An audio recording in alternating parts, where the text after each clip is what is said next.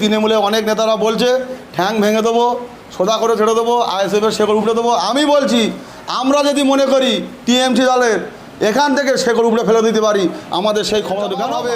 তবে ইট মারলে পাটকেল খেতে হয়, এটা ওরা জানে না। তবে সওগাত মোল্লা, তুমি অনেক ক্ষতি করেছো, আমরা দেখতে চাই না। রক্তের হোলি খেলা বন্ধ করো। আমরা আজকে তৃণমূল নেতারা এখানে কিছুই করিনি বললে চল। হ্যাঁ, উন্নয়ন একটাই করেছে, মানুষের ঘর ভেঙেছে, মানুষকে লুট করেছে, মানুষকে শোষণ করেছে, আর মানুষের জরিমানা করেছে, মানুষকে দোকান বন্ধ করেছে। এটাই উন্নয়ন করেছে এই সওগাত মোল্লারা এবং ভাঙড়ে আরও কিছু তৃণমূলের নেতা, দালাল নেতারা খাতা দিতে শিখেছে। আর তোমাদের সওগাত মোল্লা কী করে? এক হাতে বোম আর এক হাতে বন্দুক দিয়ে আজ মানুষকে শোষণ করছে। কেন? এমএলএ সাহেব 4টে থেকে প্রয়োজনীয় সময় পর্যন্ত থাকবে। মানুষের অভাব অভিযোগের জন্য, মানুষের সুযোগ সুবিধা পাইয়ে দেওয়ার জন্য আমাদের বিধায়ক নওশাদ সিদ্দিক মহাশয় আজকে এখানে উপস্থিত থাকবে। আমাদের ভোগালীটু অঞ্চলে এখানে একটা পার্টি অফিস উদ্বোধন করা হচ্ছে এবং এই 171 নম্বর এবং 172 নম্বর বুথে আমাদের একটা পার্টি অফিস নেই। এই জন্য এখানে একটা উদ্বোধন করা হচ্ছে, যাতে মানুষের আগামী দিন সুযোগ সুবিধা দেওয়ার জন্য এটা আমাদের করা হচ্ছে।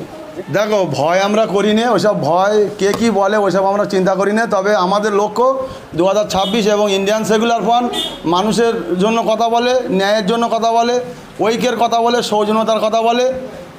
সেই জন্য আমাদের আজকের এই পার্টি অফিস এবং আমাদের শুধু মানুষের পরিষেবা দেওয়ার জন্য। দেখো, শাসক দল আমাদের উপরে অনেক অত্যাচার করেছে। আজকে সেই জায়গাটাতে মুড়ির মতন বোমা ফেলেছে এই শাসক দল এবং কিছু সওগাত মোল্লার কিছু গুন্ডারা, এবং সওগাত মোল্লা নিজে এখানে থাকে। আজকের ভাঙড়ের মানুষের অনেক অত্যাচার করেছে। সেই শান্তি প্রতিষ্ঠা করার জন্য আমাদের বিধায়ক নওশাদ সিদ্দিক মহাশয় তিনি আজকের এই উদ্যোগ নিয়েছে। সাধারণ মানুষের এখান থেকে অনেক কিছু সুবিধা দেওয়া হবে।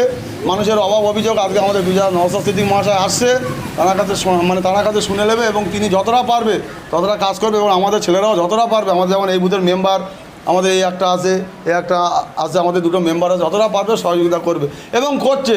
এখান থেকে মানুষের তেরপোলও দেওয়া হবে এবং যতটা পারবো আমরা, কেন শাসকরা আমাদেরকে কিছু দিচ্ছে না, আমরা বিধায়ক নওশাদ সিদ্দিক মহাশয় যে মালটুকু দিচ্ছে সেই মালটুকু আমরা মানুষের সামনে তুলে ধরবো। এটা সম্পূর্ণ ভাঙতা কথা এবং তৃণমূলটাই উন্নয়ন করতে পারছে না। তার কথা আমি একটা তোমার ভিতর দেখিয়ে দিই। কাঠের ব্রিজগুলো কী করছে আজকে কাঠের ব্রিজগুলো মানুষ মরে যাচ্ছে, জান নিয়ে খেলা করছে। আজকে তৃণমূল নেতারা এখানে কিছুই করিনি বললে চল। হ্যাঁ, উন্নয়ন একটাই করেছে, মানুষের ঘর ভেঙেছে, মানুষকে লুট করেছে, মানুষকে শোষণ করেছে, আর মানুষের জরিমানা করেছে, মানুষকে দোকান বন্ধ করেছে। এটাই উন্নয়ন করেছে এই সওগাত মোল্লারা এবং ভাঙড়ে আরও কিছু তৃণমূলের নেতা, দালাল নেতারা এইসব করেছে। দেখো, ওটা ওদের ব্যাপার, ওটা ওদের ভাগাভাগির ব্যাপার রয়েছে, ওরা সেখানে মারপিট করতে পারে। তবে আর একটা কথা বলি, তৃণমূলে অনেক নেতারা বলছে ঠ্যাং ভেঙে দেবো, সোজা করে ছেড়ে দেবো, আইএসএফের শেকড় উপড়ে দেবো। আমি বলছি আমরা যদি মনে করি টিএমসি দলের এখান থেকে শেকড় উপড়ে ফেলে দিতে পারি, আমাদের সেই ক্ষমতা ঢুকান। ভাঙড়ের জনগণ বলছে এবং ভাঙড়ের মাটিটা হলো সব থেকে আইএসএফের শক্ত ঘাঁটি এবং ভাঙড়ের মানুষ শেষ কথা বলবে। কেন? এই মানুষের উপরে জুলুম, অত্যাচার, অন্যায় অনেক কিছু করেছে এই সওগাত মোল্লারা। এবং এখানে ভাঙড়ে যত গুন্ডা, যত ক্রিমিনালের দায়িত্ব দিচ্ছে, কেন আইএসএফদেরকে দমাতে হবে, আইএসএফকে শোষণ করতে হবে? কেন এত ভয় লাগছে? কেন আইএসএফ ন্যায় সত্যের কথা বলে। কারণ অনেক তো করেছো, আমরা একটু দেখি না? তোমরা একটু বসো না, আমরা দেখি আমরা কি করতে পারি। আজকের বিধায়ক নওশাদ সিদ্দিক মহাশয় যেখানে যাচ্ছে সেখানে আটকে দিচ্ছে। কেন? আজ অনেক কিছু করেছে, এর জবাব হবে।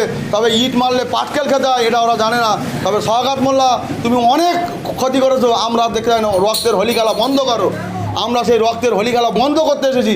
আমাদের বিধায়ক নওশাদ সিদ্দিক মহাশয় এক হাতে কলম আর এক হাতে খাতা দিতে শিখেছে। আর তোমাদের সওগাত মোল্লা কী করে? এক হাতে বোম আর এক হাতে বন্দুক দিয়ে আজ মানুষকে শোষণ করছে। কেন? আজ মানুষকে লুটে খাচ্ছে। আজকে তোমাদের কোনো উন্নয়নমূলক কাজ নেই।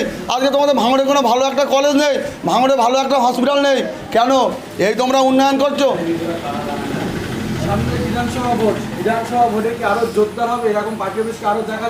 দেখো, আগামী বিধানসভায় এরকম পার্টি অফিস আরও হবে, আরও অনেক হবে। তবে একটা কথা বলি, আমরা আগামী বিধানসভায় 1.5 লক্ষ ভোটে জিতবো। আমি চ্যালেঞ্জ দিই এবং আমি দায়িত্ব নিয়ে এই কথা বলে যাচ্ছি। চ্যালেঞ্জটা করছেন কার সাথে? এবং সওগাত মোল্লার সাথে চ্যালেঞ্জ করছি আমরা, কেন উনি তো মানুষকে একে লুট করেছে। উনি ছাড়া মানুষ আজকের আমার ভাইয়ের চোখের জল, আজকের কান্না, আজ আমি নিজে কেঁদেছিলাম। আজ আমার নিজের কোনো পরিষেবা নেই, আমার এইসব ভাইদের কোনো পরিষেবা নেই। আজকে মানুষ কেন এত, মানুষ বুঝে গেছে, জনগণ বুঝে গেছে যে যাদের মাথায় দিদির হাত তারা খাবে জেলের ভাত।